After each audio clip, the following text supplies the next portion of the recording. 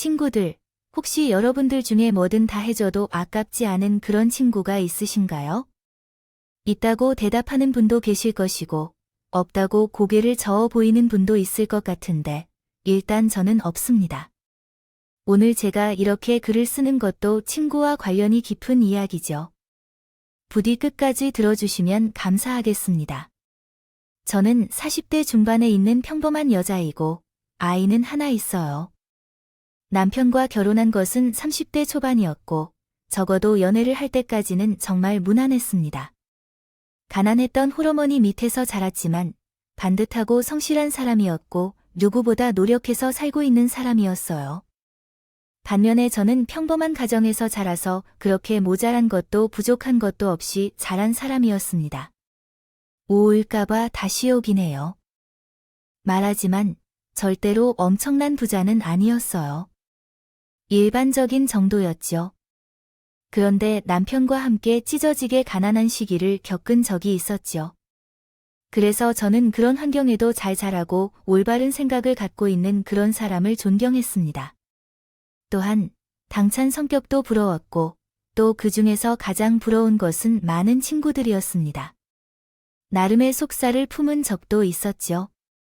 연애할 때 내 친구들을 소개받고 인사하고 싶다는 말을 받았을 때 정말 당황했어요. 앞서 말한 대로 친구가 없었기 때문이죠. 그게 무슨 말이야? 혹시 내가 부끄러워서 그렇다는 거니? 아니야, 그냥 다들 바빠서 낯을 좀 가린다든지 자기 친구들이 자기랑 비슷하다는 거야. 보통 친구는 성격이 비슷하다는 게요. 반대의 경우도 존재할 수 있겠지만 그건 내가 원하는 것이 몇 명인지도 아니니까. 그냥 한두 명 정도만 보고 인사할 거야. 매번 자기는 친구들을 만나서 인사하고 다니는데 난 왜 소개를 해주지 않아? 내가 숨겼어야 했는데 정말로 그런 게 아니야. 일단 물어볼게. 진짜 내가 밥도 사주고 근사한 곳에서 술도 사드리겠다고 해 알았지? 점수 엄청 따서 내가 얼마나 멋진 남자친구인지 보여줄 거야. 기대에 차 있는 남자친구에게 참말할 수가 없어서 거짓말을 했습니다. 솔직히 누가 봐도 좀 이상하긴 해. 20년 넘게 살아오면서 친한 친구가 없다는 거 말이죠. 누군가는 쉽게 말할 수도 있습니다. 어떻게든 난 친구 없이도 잘 살고 있지만 한 가지 말해야 할 거예요. 친구를 사귀기 싫어하는 것과 사귀고 싶어 하는데 친구가 없는 것은 분명히 다른 문제로 생각해요. 제가 누구보다 친구를 간절하게 원했었기에 그것이 없다는 것은 제게는 큰 상실로 느껴졌어요. 사실 어린 시절부터 계속해서 괴롭힘을 당했어요. 그 당시엔 왕따란 말은 없었지만 경험은 비슷했어요. 평화롭게 지내다가 갑자기 비웃는 일이 시작되었고 점점 심해져서 쟤를 제외한 다른 친구들끼리는 비밀스럽게 쟤를 빼고는 상처를 주었어요. 중학교에 진학하면서 상황은 더 악화되었어요. 제 자리에 쓰레기통이라고 쓰여진 쪽지를 남기거나 휴지를 뭉친 총알처럼 던지거나 지우개를 똥으로 만들어 쏟아지게 했어요. 발작, 우유를 제 가방에 넣는 동작까지 이렇게도 없이도 저 역시 행했습니다. 문제는 그때부터 제가 극심한 긴장과 스트레스로 변하고 있다는 것입니다. 입술 움직임 틱에서 시작되어 말을 더듬는 것까지 시작했죠. 틱과 말더듬뿐만 아니라 남아있는 고등학교와 대학 생활은 어떠했는지 말하지 않아도 알 수 있을 것입니다. 늘 머리를 숙이고 다니며 친구들과 눈을 마주치지 못했어요. 성인이 된 이후에도 꽤 오랜 기간 틱과 말더듬을 고치기 위해 노력해야 했죠. 병원을 다니고 약을 복용하며 심리치료와 집단치료, 심지어 최면치료까지 모두 시도해봤지만 아직도 안 되고 있습니다. 정도까지는 조금씩 나아졌지만 사람들과 대면하는 것은 매우 어려웠습니다. 그런데 대학을 졸업하게 되자 부모님께서는 적금을 떼어내어서 돈을 주셨습니다. 그 돈이 다 떨어질 때까지 해외에서 지내다가 돌아오라고 하셨어요. 어느 나라든 원하는 곳을 다녀올 수 있게 해준다고 하셨죠. 어떻게든 출발한 여행이었지만 놀랍게도 그 지역에 도착하고 난이 증상이 천천히 사라졌습니다. 처음에는 말이 더 힘들었는데 원래 한국어가 아닌 영어였기 때문에 듣는 것은 당연했습니다. 당연하다고 생각하면 한국인들과의 소통도 더 어렵지 않았습니다. 그리고 그 다음 단계로 넘어가게 됐는데 그곳에서 다른 사람들의 관심을 신경 쓰지 않았습니다. 제가 어떻게 입고 어떻게 행동하든 나 자신이 존재하는 것에 대해 더 이상 의식할 필요가 없어졌습니다. 그래서 해외에서 반년 이상 여행하고 천천히 변해갔습니다. 아침마다 고개를 들고 다닐 수 있게 되었고 자신감을 가질 수 있었습니다. 그리고 한국으로 돌아와 다른 사람들처럼 평범하게 회사 생활을 할 수 있었습니다. 그렇지만 돌이킬 수 없는 것은 나의 어린 시절의 추억과 함께 사귀어야 했던 친구였습니다. 결국 몇 차례 친구 소개로 다투다가 제 과거를 밝혔습니다. 처음에 남자친구는 이해하지 못했지만 따돌림을 당했다는 것을 언급했지만 그것과는 별개였습니다. 그 사람은 내 어렸을 때 이해를 못하겠다는 게 왜 그러냐고 합니다. 아니, 그래도 좀 그렇잖아. 한 명 정도는 있어야 되는 거 아니야? 없는 걸 어떻게 해? 나도 노력은 해봤어. 근데 쉽지가 않잖아. 아, 그렇지 뭐. 어른이 돼서 친구를 만나는 거 힘들지. 그래도 뭐, 한 명은 자기를 지켜주려고 했다거나 뭐, 그런 비슷한 일도 없었다고 정말 답답했습니다. 솔직하게 털어놔도 반응이 좀 그랬거든요. 그래서 그날은 크게 싸웠고, 결국 며칠 후에는 헤어지자는 말까지 했습니다. 제 과거, 그것도 상처까지 들춰냈는데 이해할 수 없다. 본인은 그런 경험이 없다는 식으로 하는 그 사람이 너무 미웠어요. 그런데 막상 헤어지고 얼마 지나지 않아서 남자친구는 제게 못을. 미안해. 어리석었던 것 같아 정말. 이해하지 못했던 것이 있는데 이해하려고 너무 애써서 자신이 느끼는 아픔이나 상처를 못 본 것 같아 심각히 미안해. 떨어져 있던 동안에 알게 되었어. 그 사람이 내 여자친구가 되기 전에 친한 친구였다는 걸 말이야. 우리가 동갑내기로 시작했었지. 그리고 솔직히 지금 내 친구들보다 그 사람이 날 더 잘 알고 있어. 기간이 중요한 게 뭐 있겠어. 서로를 잘 아는 게 중요하다면 그 사람이 내 최고의 친구야. 일단 나로부터 시작해보자. 자기의 첫 번째 친구가 될 수 있게 해줘. 연인이자 친구가 되어보자. 그 사람 너무 의리 있어서 결코 실망시키지 않을 거야. 청혼은 아니었지만 그 시절의 그 사람의 말은 너무 감동적이었어요. 고백보다도 더 설렜던 그의 말로 연인이 되기 전에 가장 친한 친구라고 해주는 게 좋았어요. 그 말로 인해 서로 사이가 좋아졌어요. 그 이후로는 제게 그의 친구들을 소개해 주기도 하고 자주 만나도록 해줬어요. 친구로 시작하는 게 중요하다고 말하곤 했죠. 여자를 제외하면 꽤 괜찮은 사람들이었어요. 그때는 20대 후반이었으니 그런 게 당연한 거였죠. 그 중에서도 유독 친해진 친구 2명이 있었는데 지금은 가명을 사용해서 적어볼게요. 한 명은 박정우 하이라이트라고 불리는 사람이었고 다른 한 명은 오중석이라고 불리는 깔끔한 외모를 가졌는데 결혼을 일찍 했었기 때문에 그 당시에 벌써 3살이 되어버린 아이를 둔 남자였습니다. 둘 다 초등학교, 중학교, 고등학교도 함께 졸업하고 군대까지 함께 들어간 막연한 사이였습니다.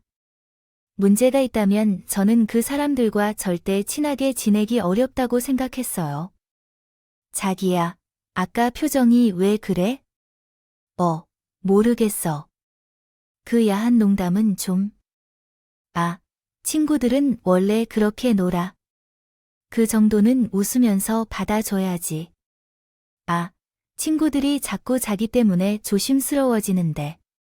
그렇게 해서 친구 제대로 사귀겠다. 아, 근데 자기는 정말로 재미있어? 그럼 재미없어. 아니, 그 아무리 장난이라고 해도. 중석이는 결혼한 사람인데 여자 이야기만 주로 하고 종우는 욕을 너무 많이 해. 그래서 뭔가 좀 이상해. 욕을 하든 여자를 좋아하든 그 관계가 없고 우리는 끝까지 함께하기로 한 전우야. 전우 장례식장에 들어가서 가족보다 더 크게 울어줄 그런 친구라고. 그래 알았어. 노력할게. 나도 노력을 해봤습니다. 하지만 노력을 하려고 하면 종종 선을 넘어서 경악을 할 때가 많았어요. 일찍 결혼한 친구는 야한 농담을 정말 끔찍할 정도로 자주 했습니다. 그것을 제가 조금이라도 받아주면 눈썹까지 꿈틀거리면서 제 손도 덥석 잡고 했어요. 그런데도 남자 친구의 믿음은 없는 것 같아요. 굳건했는데 오히려 호탕하게 웃으면서 우리 바꿔서 살까라는 말까지 했어요. 그리고 종우는 그런 면에서는 덜했지만 여자에 대한 혐오가 있는 것 같았어요. 관심이 많았는데 거절당하면 미치는 그런 성향이 먼저 유혹을 한다는 등의 행동을 했고 입에 걸레를 불고 있는 것처럼 엄청난 욕을 쏟아내서 같이 있으면 머리가 아프기까지 했어요. 결국 나는 그 친구 무리에서 적응하지 못했고 어느 순간부터 남자친구도 나를 부르지 않았어요. 아마도 나를 잊는 것을 불편해하는 모양이었을 것 같아요. 그리고 우리가 결혼을 하게 됐을 때 그놈의 을이라는 것을 처음으로 보게 되었어요. 그때 결혼하지 말라고 종용. 지금 말씀하시는 내용을 한국어로 다시 나열해 보겠습니다. 내가 이해가 안 돼서 그런 거야? 내가 파혼을 하라는 거야? 일단 우리 의견은 너와 어울리지 않는다고 생각해. 내가 결혼을 해봤기 때문에 더 잘 알아. 그러니까 그냥 헤어지는 게 좋지 않을까? 아니, 우리 결혼식장도 예약했고 부모님끼리 인사도 했어. 갑자기 이런 이유가 뭐야? 내가 너희한테 뭐 잘못이라도 했어? 사실 들었어. 내가 어릴 때부터 왕따를 당했다고? 그게 무슨 상관인데? 왜 상관이 없어? 친구도 하나 없다면 그런 이유로 걷고 있구나 알게 되었지. 솔직히 난 사람을 볼 때 친구를 먼저 보거든. 어떤 친구랑 사귀는지. 따라서 사람들이 근데 친구가 없어 왕따라. 그렇다면 문제가 생길 수도 있고 사회성도 떨어지고 그리고 이런 말은 좀 그렇긴 해도 하지만 왕따 당하는 이유는 사실 있었더라고. 보면 어린이들이 그럴 만한 이유가 있죠. 저는 비아냥거리는 오중석의 뺨을 맞았습니다. 그 후에 말씀하더군요. 앞으로 기대해도 좋다고 하였죠. 그 말이 실현된 것은 곧 제 결혼식부터였어요. 부를 만날 친구가 없었던 저는 사촌 동생에게 부케를 맡겨주고 회사 직원들이 자리를 채웠습니다. 그러나 남편 쪽은 정말 바글바글하다 할 정도로 친구가 많이 왔죠. 사진을 찍을 때 한쪽이 보이지 않을 정도였으니 말이에요. 그러나 사진을 찍을 때마다 그쪽에서 드드라는 듯 말했습니다. 친구 차이, 뭐야? 신부 사회성이 결여된 듯하네. 야, 다 들으라고 하는 말이야. 이게 친구의 을이 난 끝까지 말렸어. 진짜, 나도 말렸어. 난 뺨까지 맞았어. 착하게 생겼는데 손까지 하는 여자야. 부케를 들고 있던 손릴 정도로 적이죠. 하지만 진짜 문제는 그게 아니었어요. 저희 신혼여행까지 따라왔다는 거야. 신혼집에서 진을 치고 며칠을 지냈다는 거야. 밤마다 일부러 불러내는 거 아니에요. 최악이긴 했지만 진짜 문제는 그걸 문제라고 생각하지 않는 남편과 욕을 할 수 없는 제 입장이에요. 제가 한마디라도 하면 자기 친구 욕을 한다며 르르른 편에게 그러한 생각을 품고 있습니다. 어떤 말도 꺼낼 수가 없는 것이 가장 끔찍했어요. 오늘도 외출하는 거야? 내일은 월요일이지만 출근도 있지만 오늘은 그냥 쉬는 게 좋지 않을까요? 어제도 만났고 어제도 설명했잖아요. 이번에 사귀던 여자랑 헤어졌어요. 근데 우리가 그냥 가만히 있을 수가 없어. 아, 그래도 내일은 출근이 아직 걱정돼요. 그래야죠. 아, 진짜 친구들 말이 하나도 틀린 게 없어. 친구들이 무슨 말을 했는데 중석기 그러더라. 자기 와이프는 모든 걸 이해해준다고. 왜? 본인도 친구가 있으니까 친구를 만난다는 게 어떤 의미인 줄 알아요? 때문이에요. 근데 왜 당신은 그렇게 티를 내? 그게 무슨 뜻이에요? 아니, 애초에 친구가 있는 거랑 없는 거랑 무슨 관계가 있지만 출근에 걱정하는 것뿐인데 출근이 중요한 거야. 헤어졌다는 거는 친구니까 의리를 지켜야 하는 게 중요해. 왜 그렇게 나만을 위해 생각하니? 왜 내가 친구가 부러워져야 하는 거야? 그래서 내가 친구들 사이에서 갈라놓는 것 같아서 너무나 미칠 것 같아. 정말 그런 거야? 중석이랑 종우가 그렇게 말했어. 왜 걔네들한테 화살을 돌려 물었는데 나잖아. 대화하다 보면 언제나 이런 식으로 끝나.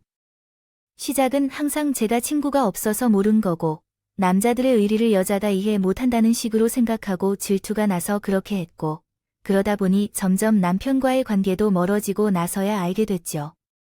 그 인간들이 남편과 제 사이를 갈라놓으려는 게 작정하고 있었다는 까닭에 파렴치한 그 순간부터 제게 그 품을 품고 있다는 확신이 들었어요. 그러니까 참 많이 울고 고민도 많이 했었죠. 그러나 결국 한때라는 이웃의 말을 듣고 참았어요. 아이를 낳고 정신없이 살아보면 조금씩 괜찮아질 거라는 사람들이 많았거든요. 실제로 종우가 이별을 반복하던 중 결혼을 하자 모두가 유부남의 반열에 올랐고 저는 아이를 가지게 되었죠. 다행인 점은 아이를 가진 후에 남편이 연애할 때의 모습으로 돌아왔다는 것이었습니다. 술을 마시다가도 제가 먹고 싶은 것이 있다면 빨리 들어왔고 일주일에 5번 나갈 것을 3번으로 줄였어요. 아이를 낳은 이후에도 계속 그랬고요. 그런데 한쪽이 잠잠해지자 다른 부분이 강해지곤 DOJ 하지요. 한쪽이 터졌습니다. 남편이 늘 제가 친구가 없다는 걸로 계속 거론하며 넘어지는 것을 본 시어머니가 그대로 따라했어요. 할머니가 우리 손녀를 보러 왔어요. 까꿍까꿍. 그런데 우리 아이가 낯선 손에다가 울음을 터뜨렸습니다. 시어머니는 잠깐 당황하고는 아이를 내려놓았고 저는 아이를 다시 안아달라고 했어요. 무슨 일이야? 왜 이렇게 낯선 사람 손에 울어? 아직 어머니께서는 익숙하지 않으셔서 내가 닮아 그런 걸겠지. 우리 아들은 절대 사람 손에 안 닿았어. 머리만 면 전혀 울지도 않고 안아도 방긋 웃고 그랬어. 이제 보니 너의 성격이 점점 나오고 있네. 그러고 보면 우리 손녀도 사람들과 잘 어울릴 수 있게 될까? 싶어 하지 말았으면 좋겠어. 왜냐면 그런 짓을 함으로써 왕따를 받게 될지도 몰라. 그것이 아니라 이 사람은 많은 친구들과 함께 있는 것처럼 북적북적한데 그렇게 사귀다 보면 행복한 삶을 살 것이야 생각하는데 하지만 왜 하필 나는 팔자처럼 악한 것을 닮아서 생겨났는지 어머니. 제가 그렇게 이야기하긴 해도 조금 걱정되네요. 내가 너를 놀리지 않고 걱정조차 못하겠어. 너 그것은 소리만 내면 화를 내는 것이야. 그건 자격지심 때문에 그러는 거야. 아니, 너의 그런 감정 변화가 다른 사람에겐 영향을 준다는 생각은 모르겠지 어휴.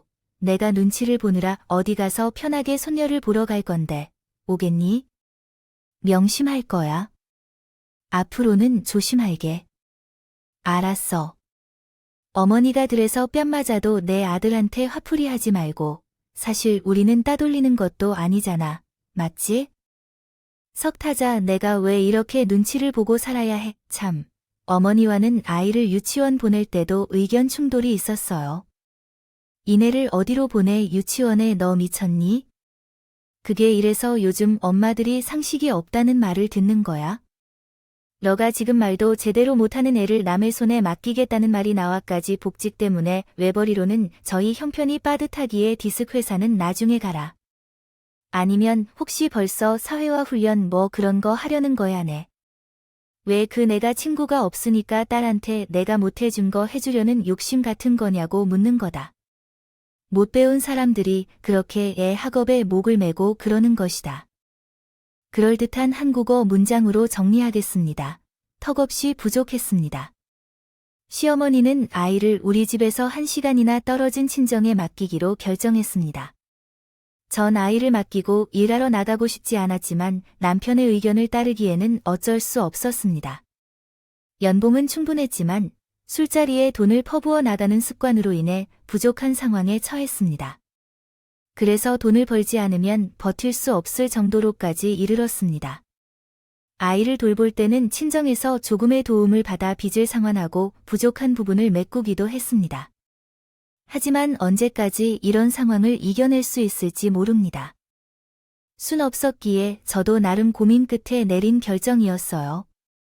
더구나 반대를 하시면서도 본인은 절대로 봐줄 수 없다고 하셨기에 제가 선택할 수 있는 건 거의 없었지요. 결국 저는 그렇게 다시 일을 시작할 수 있었습니다. 그런데 어느 순간부터 남편이 제게 돈을 빌려달라고 하더군요. 갑자기 무슨 돈? 현금어. 그 은행 가서 뽑아서 줘. 나중에 월급 받으면 바로 채워준다니까. 그니까 이유가 있을 거 아니야.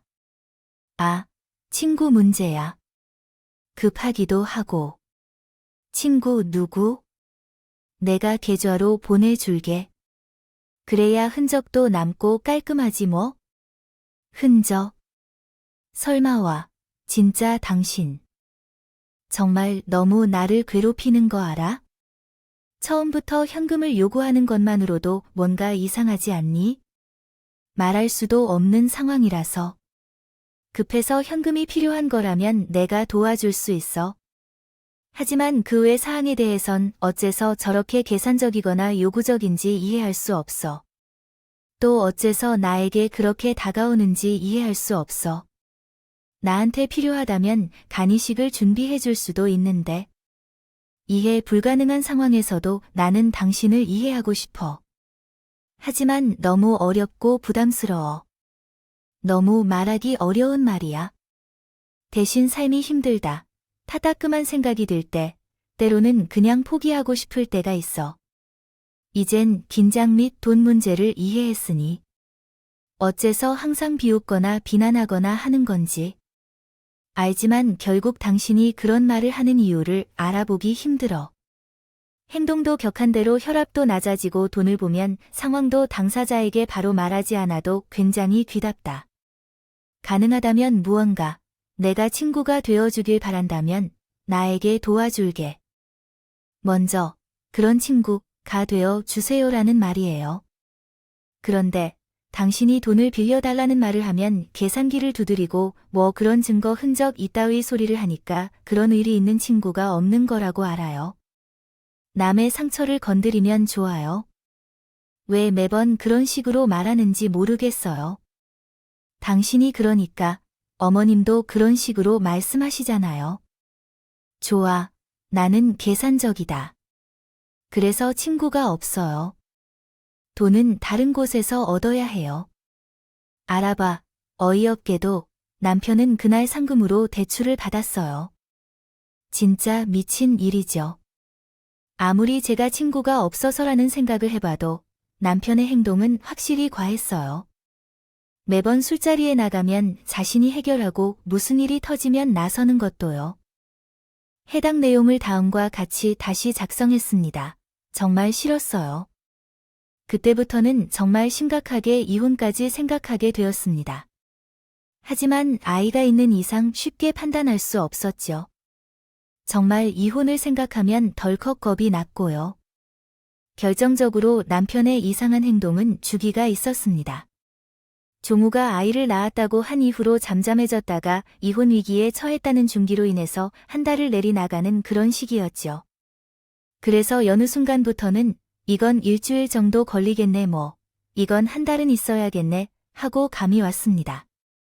그러나 가면 크게 싸울 일도 없었습니다. 그때는 그냥 남편과 별거 중이다 뭐, 이렇게 생각했어요. 아, 물론 누가 봐도 행복한 부부 관계로는요. 볼 수 없었고 조만간 끝이 날 것이라는 의리와 침묵질이 끝날 기미가 보이지 않아 답답했습니다. 어느 날 남편이 친구들과 등산 모임을 갖기로 결정했다고 알려주었습니다. 갑자기 어떤 등산을 한다는 거야? 운동하는 것을 절대 싫어하던 건데. 높은 곳도 무서워서 올라가지도 못하면서 매번 만나면 술만 마시고. 우리가 그럴 나이도 아니잖아. 좋은 모임도 하고, 건강도 챙기고. 요즘에 갑자기 배도 나오고, 숨도 차고, 나이가 들어가는 것 같아. 높은 곳과 산은 약간 다른데, 계단만 올라가도 벌벌 떨리고. 아직 40대인데 생각해보니 다르네요. 그래도 빨리 해결하면 좋을 텐데요. 그런 공포증도 극복하면 좋고, 술 대신 나약해 하지 말고 좋지 않아요. 하산 경험으로 한 잔 더 마시고 끝내자고요. 술을 마셔서 운전하고 그런 건 얼마나 위험한지 알잖아요. 그러지 말고 운동만 해요. 등산 장비나 그런 건 제가 줄 테니까 오랜만에 운동하시는 건 어떨까요? 알았어요. 당신이 생각해주는 사람은 당신뿐이에요. 선물을 주는데요. 친구한테 준 적 없다. 그러지 말고요. 생일 선물로서 마지막 선물이라고 하겠어요. 나름 괜찮지 않은가요? 변화되었습니다. 등산을 시작하면서 평일에는 밖에 나가지도 않았고, 오로지 주말 이틀만을 나갔죠. 그래서 평일 저녁에는 저 대신 아이도 봐주고, 씻겨주고 놀아주는 것까지 해줬어요. 덕분에 저는 등산에 가는 것만큼은 정말로 응원해줬고, 도시락까지 싸줬습니다. 근데 계속 걸리는 부분이 있었죠. 바로 제가 산 등산복에서 땀 냄새가 나지 않는 것이었어요. 처음에는 고가의 운동복이라 그런가 하는 생각도 했는데, 어떤 날은 또 냄새가 나고, 또 어떤 날에는 섬유유연제 향이 날 때도 있었죠. 뭔가 수상하다 생각했습니다. 혹시 바람을 피우나 하는 생각도 머릿속을 스쳤죠. 그러나 그런 불길한 예감과 싸우는 중에 남편의 사고 소식을 들게 된 거예요. 낙상 사고로 의식을 잃고 병원에 실려왔다고 했는데 수술을 해야 한다는 소식을 듣고 정신없이 병원으로 향했어요. 집을 나서는 길에 몇 번이나 넘어졌는지는 기억나지 않아요. 택시를 잡고 난 뒤에는 계속 울기만 했고 택시 기사는 제가 병원으로 가려 한다는 것을 알자 최대한 속력을 내주었어요. 병원에 도착하니 거기에는 짝짝이 슬리퍼를 신은 시어머니가 이미 와 계셨었어요. 그런데 들어가려고 하자 시어머니가 제 앞을 막아섰어요. 저는 울며 들어가려고 했지만 시어머니는 제 손목을 잡고 놓아주지 않았어요. 알겠어요. 이해했습니다. 그러니까 요약해 볼게요. 어머님. 이게 문제 없다면서 돌아가는 게 좋다고 하는 거죠. 그러니까 더 보러 가야 한다는 거죠. 제가 억지로 표정을 짓고는 작은 한숨을 쉬어 올렸지요. 그리고 옆을 살며시 떠나갔죠. 그런데 남편이 누워있는 침대에 다가가려는데 종우와 중석이가 뭔가 남편에게 따지고 있는 걸 보더군요. 그들의 말이 정말 믿기 어려운 이야기였습니다. 그렇죠. 지금 너 이렇게 수술을 받으면 우리의 명반이 어떻게 될까? 아, 그리고 무엇보다 먼저 복구를 시작해야 할 것 같아요. 내 차가 찌그러진 게 어떡하죠? 이거야. 일단 내 탓으로 급하게 운전한 결과지. 그러니까 내가 어떻게든, 돈 문제야. 당연히 그건 내가 내야 하는 거고, 나는 운전면허 정지 상태인 거 몰라. 음주 적발 당했잖아. 무면허 라이더가 끼어들어서 대신 욕을 먹었어. 중석, 아무리 그래도 낙상 사고로 이렇게 된 사람이 운전을 했다고 하긴 그렇잖아. 그럼 내가 대신 뒤집어 쓰던가. 야, 내가 술을 마시고 운전한 결과인데 뭘 뒤집었어. 이런 미신 좀 해주면 더 낫겠어. 난 혼자만 독박 쓰면 내가 책임질 거야. 시트는 어쩌면 되겠어? 시트가 온통 피가 범벅돼. 적어도 돈 많이 들 거고 사고 이야기하면 듣기 싫겠지. 산에 등산하러 간다는 소리가 나면 나 이렇게 이혼당하고 위자료를 느낄지도 몰라. 책임질 거야. 중석기, 너만 그래. 나도요. 마찬가지예요. 내일은 여자친구와 함께 100일인데 정말 미끄러질 것 같아요. 그때 누가 우리 대신 알리바이를 만들어주고 증언해줄 건데, 야. 나도 다음 주에 100일인데 호텔 예약도 했어.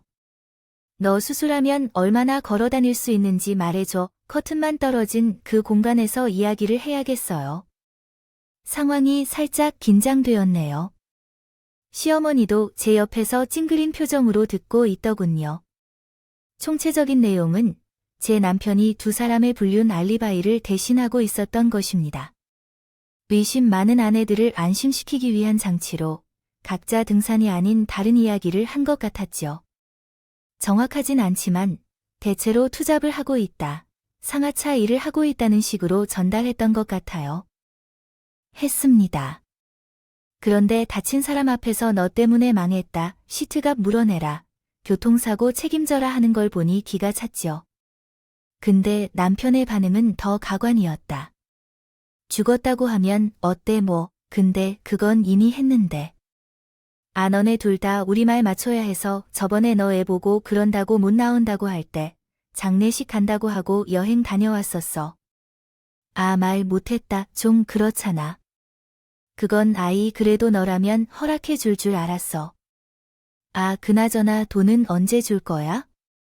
목숨도 아깝지 않다고 말했던 친구들은 오로지 자신들만 생각했습니다.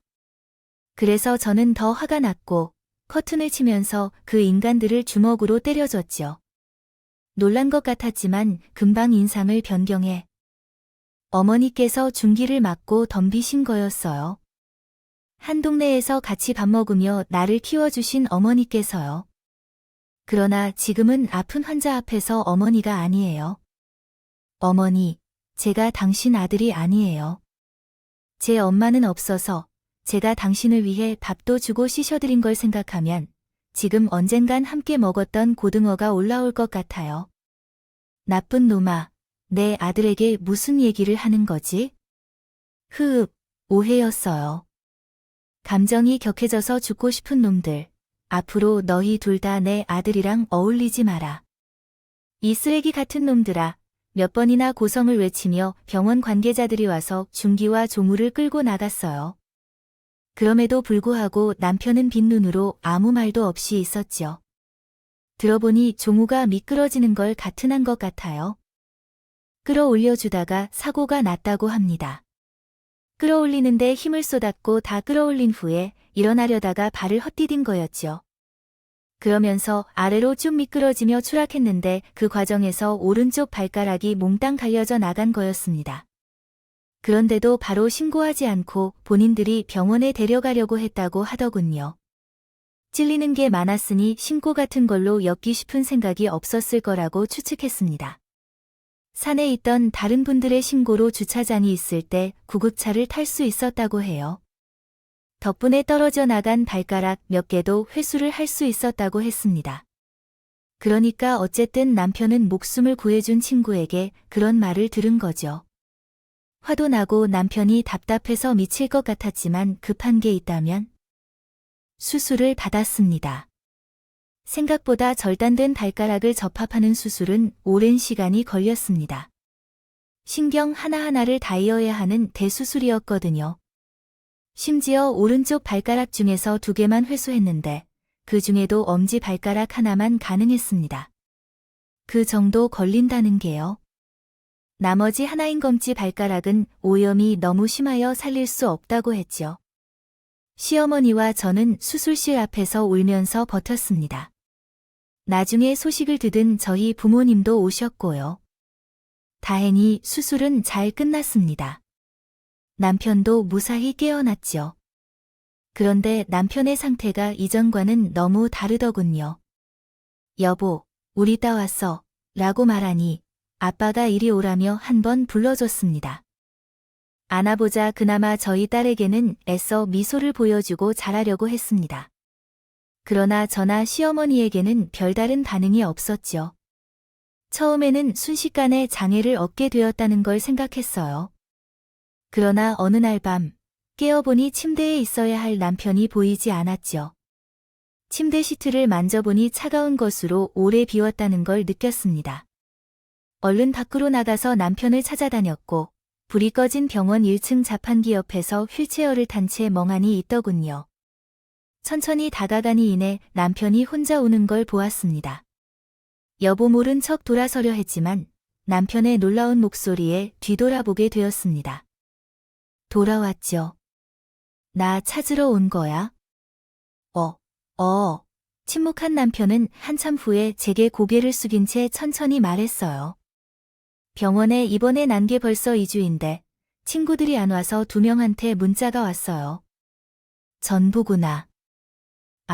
다들 바쁜 것일지도 모르고 그 상황을 모르니까 상황을 나는 이제까지 그런 적이 없어서 체했다는 말만 들어도 달려갔어요.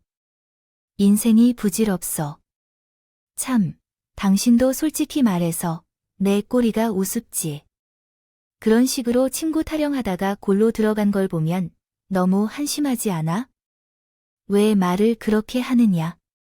다른 사람들은 몰라도 당신은 날 비워사도 된다는 말이야. 꼴 좋지 않아? 덕분에 내가 그간 얼마나 한심하고 미친 놈이었는지 알게 됐잖아. 난 진짜 꿈에도 몰랐었어. 매일 최선을 다하고 그들이 원하는 것을 해주며 모든 것을 들어주었다고 생각했어요. 당신이 잘못한 것이 아니라 그 인간들이 잘못한 것이지. 오히려 내가 제대로 도와주지 못한 사람들이 괜찮냐고 곧 떠나겠다는 문자가 왔어. 별로 친한 사이는 아니었지만 너무 허무하고 가슴이 정말 너무 아파. 내 발가락이 잘려나간 것보다 더 아파. 내가 지금까지 무슨 짓을 한 건지 그런 놈들 때문에 내 아내에게 막말을 하는 등 진짜 미쳤었나 봐. 그렇게 해야 된다고 믿고 있었던 게 맞아. 당신이 잘못이지만 난 그런 태도는 생각하지 않아. 친구를 사귀는 게 원래 이렇게 어려운 일이란 걸 느끼는 것 외에 어려웠던 게 없었어. 당신도 그랬을 뿐이라고 생각해요. 생각해 보세요. 안 좋은 일이 생기면 자연스럽게 사람들은 갈리곤 합니다. 지금이라도 알아주셨으면 내 목숨을 구해주었던 제 알리바이를 걱정하는 사람이나 저를 차 살 것 같은 사람, 그리고 시트를 청소하려 하는 사람들에게 내가 해왔던 노력들이 하찮게 느껴지네요. 너무나도 팔다리에 힘이 하나도 없는 것 같은 그런 느낌이 드네요. 여보, 나 진짜 너무 힘들다고 말하면서 예전에 연애할 때 제게 했던 말을 기억하시나요? 당신이 내 첫 친구가 되어준다고 한 적이 있었죠. 이러면서 그러지 못했지만, 근데 제가 그 말을 했으니 알아서 처리하세요. 제가 원하는 친구를 얻기 위해서는 저도 그만큼의 노력을 해야 한다고 생각하죠. 그래서 지금 당신이 어려울 때 저도 곁에 있으려고 합니다. 그럼 당신도요. 내가 가장 어려웠던 순간에 우리 둘 다에게 힘이 되어준 것에 감사해요. 이제 우리는 서로 처음 친구가 되었지만 그것 역시 가장 친한 남편이 이끄는 채로 그렇게 되었어요. 그날은 남편이 제 말을 듣고 충격을 받아 울음을 터뜨리더군요. 밤새 그 일을 계속 사과했고 그때부터 두 사람이 어떤 방식으로 내게 영향을 끼쳤는지 알게 되었습니다. 일종의 라이트였어요. 계속해서 그 두 사람은 나에 대한 부정적인 얘기를 퍼부었고 그것은 모두 친구의 제안 때문이었고 친구가 없는 사람들은 그것을 이해하기 어려웠다는 식이었죠. 그래서 남편이 싸우는 경우 그러한 말을 내뱉었습니다. 그러나 물론 그 둘만의 문제만 의로 볼 수는 없겠죠. 결국 선택한 것은 남편이었고 아내에게라면 친구에게만 잘해도 된다고 말했었다. 하지만 불륜을 위한 알리바이는 정확히 무엇이냐고요? 이를 어떻게 만들었느냐고 물어봤습니다. 서기는 일단 와이프가 위치를 추적한다는 이유로 차를 주차한 곳 근처에서 약속을 하고 그 사이에 불륜 상대들은 등산을 하고 모텔을 찾았다고 했어요. 사과하고 그리고 자로 당신도 만났다고. 알리바이를 제대로 증명해 줄 수 있고 차의 블랙박스를 확인한다 해도 일단 이해해 줬다고요. 종훈은 주말마다 다른 핑계를 만들었다고 해요. 운동을 한다고 하거나 다른 남자의 목소리를 내어주거나 가끔은 마트에서 대신 장을 보는 척을 하기도 했다고 했어요. 내가 전화하는 동안 계속 전화를 들고 있는 거야? 카톡이나 문자를 대신 쳐주거나 회의를 대신 진행하면서 그게 은희야. 그러니까 지금 생각하니까 미친 짓이네. 진짜. 그래서 당신은 등산복에서 땀 냄새가 났다 안 났다 했구나. 짐작은 하고 있었지만 왜 사고가 나도 등산을 했어? 아, 사진 찍어달라고 뭐 이런 거 하면서 그랬지 뭐 높은 산은 아니니까 괜찮을 거라고 생각했어. 어지러워서 앞으로 어떻게 할 건지 고민하니 그냥 둘 거야. 돈은 안 줄 거야. 내가 술이면 어쩌면 계산한 거 얼마야? 그걸로 되겠어. 나는 이번 일을 그냥 넘어갈 생각 없어. 아, 그래도 괜히 분란 만들고 하는 거 좋아하지 않아. 당신, 나는 친구라며 내 최고의 친한 친구야. 이런 상황이 발생했는데 가만히 있자. 나에게 의리 없는 친구가 하는 말이야. 아, 그럼 어떻게 할까 생각인데 설마 머리를 쥐어뜯겠다는 건 아니지. 일단은 내가 왜 나만 손을 더럽히지 않을 것이라고. 아, 요리는 좀 해야겠다. 어떤 요리를 할까? 제사상 차려야 할 건데 어머님도 같이 하자고 해야겠어. 중석이랑 조무를 불렀어. 대충 돈 이야기를 하니까 빨리 와 달라고 했더니 상다리가 휘어지게 차려놓은 음식을 보고는 조금 놀란 눈치였어. 이거 다 뭐야? 오늘 제사 있어. 우리 남편 죽었잖아. 둘 다 정말 놀란 듯이 눈을 크게 뜨더라고. 그게 그렇지. 이번에는 오지 않았던 날 이외에 한 번도 오지 않았으니까. 수술 중 갑자기 그런 일이 발생한 거지. 멀쩡하다고 생각했더니 진짜로 사망했어. 진짜 죽었어. 어머님과 함께 음식을 준비하고 있었는데 그런 상황에도 울음을 터뜨릴 건지 몰랐는데 그들은 한숨 돌리기만 하면 일어서려고 하더군. 자기들이 여기 있는 건 아닌 것 같다며 말했거든. 그런데 거의 동시에 현관문을 활짝 열고 여자들이 들어왔어. 그걸 보자 두 친구는 급히 뒤로 물러나 얼굴을 가렸지만 그렇다고 자기 남편을 알아볼 수 없을 정도는 아니었어. 이게 뭐야, 여보야. 당신이 여기서 왜, 중서가, 그리고 종우야, 여기. 오늘 부부 동반이 있기 때문에 그들도 합동 제사를 하는 것이 아닐까 생각해서 만들어 보았어요. 오늘 다 같이 왔기 때문에 음식을 먹으면서 정말로 풍성하게 만들었어요. 새벽부터 엄마와 함께 하나하나 정성스럽게 다듬어서 정말 잘 만들었거든요. 아니야, 49제요. 우리는 이만 가볼게요. 49제가 아니라 각자의 생일이니까 제사를 지내려고 남편을 하늘나라로 보낸 날짜가 다른 거지. 헉쭈쭈거라며 제 말에 신경도 안 쓰고 빨리 자리를 뜨려는 듯이 각자의 부인 어깨를 밀고 있었어요. 그러던 중 어수선해진 틈새에서 우리 남편이 당당하게 튀어나와 안방에서 밖으로 나왔어요. 순간 여자들은 비명을 지르며 거실로 퍼져나갔어요. 얼마 전 쓰러진 것으로 알려진 사람의 산 것에 놀란 것은 당연합니다. 두 친구가 제게 공모한 것처럼 나를 응시했지요. 제가 작게 혀를 내밀어 응수했습니다. 전 다른 건 몰라도 각자의 애인과 미래를 즐기기 위해 남편이 죽었다는 거짓말을 한 대가만을 치러주기를 원했기 때문입니다. 여보, 이게 무슨 일이야? 왜 그 사람이 살아있어? 거짓말이에요. 제가 설명해 줄게요. 제 어리석은 남편이 두 분의 부정행위 알리바이를 제공했다고 합니다. 벌을 충분히 받았고 계획을 반성하며 평생 지킬 것이라고 말했어요. 이혼을 원하시는 분이 있다면 증거도 제공하겠습니다. 증인도 자료가 필요하시면 제출하겠습니다. 저의 남편이 해줄 거예요. 친구년, 친나이, 이 항상 욕을 하는 사람이라 그런 거예요. 저에게 욕을 하자 그때 시어머니가 나서서 얼굴에 큰 전을 한 번 던졌어요. 어디로 가? 내 며느리한테 욕이라니. 너, 내가 이대로 그만두게 생각해? 내 아들한테 한마디 놓을 테니 너희 아버지랑 조부모한테도 다 말할 거야 라고 말씀하셨죠.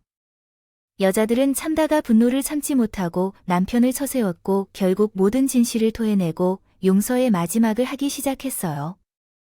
그때 한 번의 실수로 인해 하품이 저절로 나오는 그런 흔한 이야기였죠. 둘은 서로의 잘못을 덮어야겠다고 생각해서 서로의 무덤을 팠어요. 그러던 중 뭔가 기분이 안 좋아서 몇 번 갈등을 격렬하게 벌였지만 그야말로 날뛰는 친구 같았어요. 관계까지도 금간거였는데 이걸로 될까 싶다. 이혼 안 한다면 끝이야. 그래도 시어머니가 조심스럽게 제게 물었습니다. 저는 웃으면서 대답했어요. 석이랑 종우 둘 다 능력 없어요. 한 명은 회사에서 잘려서 또 한 명은 주식으로 싹 다 말아먹었다고 하더라고요. 그래서 실질적으로 우리 집은 아내들이 힘이 더 강한 거고요. 이것만큼 최고의 복수는 없죠. 이혼을 해도 안 해도 지옥이란 말이니까. 아유, 그래? 아, 그럼 내가 새벽부터 요리한 보람이 있고. 아, 참 장하다. 우리 며느리, 아이고 예쁜 거. 시어머니는 여자들에게 전이랑 그릇을 하나씩 들려주며 던져도 된다고 종용했습니다. 남편은 그걸 굳은 표정으로 보면서 결국에 웃음이 터졌고 심지어 배까지 잡고 깔깔했어요. 웃으면서 우리의 원한과 이별이 끝났어요. 그 후로 남편과 저는 정말로 가까운 친구가 되었습니다. 예전에 항상 상상했던 친구에게 알려주고 싶었던 조언이 현실이 된 거였죠. 사실 더 상냥하고 친절하게 대해주셨고 시어머니도 죄송하다고 사과를 해주셨습니다. 그 당시 말하기 어려웠던 말이었기에 실속을 깨달았습니다. 사실 그때를 떠올리면 아직도 마음이 아프네요. 그때는 친구가 없다는 것으로 제 자신을 깎아내리던 때였죠. 하지만 그래도 한 번은 용서하기가 가치가 있다고 생각해요. 누구든 한 번은 기회를 주어야 한다고 생각합니다. 말이에요. 솔직히 누군가를 상처 주는 것이 어떤 것인지 모르는 사람은 없을 거예요. 만약 그런 생각을 했다면 모두가 마음을 먹을 거예요. 내가 알고 있는 너의 가장 아픈 부분을 날카롭게 찔러야 한다고 말이에요. 저도 마찬가지예요. 제가 알고 있는 것 중 가장 날카로운 말로 상대를 상처 주죠. 하지만 그것이 진심이라고 단정짓기는 어려운 것 같아요. 그저 내 말에 상처받길 바라는 마음만 진짜라고 생각해요. 친할수록 더 아프고 상처를 받는 이유도 크게 다르지 않을 거예요. 나에 대한 이해가 깊기 때문에 더 아프고 배신감까지 느껴지는 거예요. 이번 일로 남편이 이해하기 어렵겠지요. 너무 큰 상처를 입었고 그 과정에서 저 또한 다치게 되었습니다. 아마도 그 상황은 힘들 것입니다. 그래서 예전에 부모님께서 한 것처럼 남편과 해외로 여행을 떠나보기로 결심했어요. 전에 들었던 적금이 곧 만기가 다가오고 있어서 그런 건데요. 물론 저와 똑같은 효과를 얻기는 어려울 것 같지만 남편이 기운을 차리게 된다면 좋겠습니다. 시어머니께 말씀드렸더니 아이를 대신 보아주신다고 나서주셨고 눈물까지 흘리며 연거푸 감사를 표하셨어요. 그 모습을 보니 남편의 말도 일리가 있다는 생각이 들었습니다. 받은 만큼 잘해달라는 그 말이에요. 그래서 이후로는 더욱 노력해보려고 합니다. 저는 좋은 친구, 좋은 아내, 좋은 며느리가 되기 위해 노력하고 있습니다. 여러분도 많은 응원을 부탁드립니다. 앞으로 더 많은 친구들을 사귈 수 있으면 좋겠습니다. 감사합니다.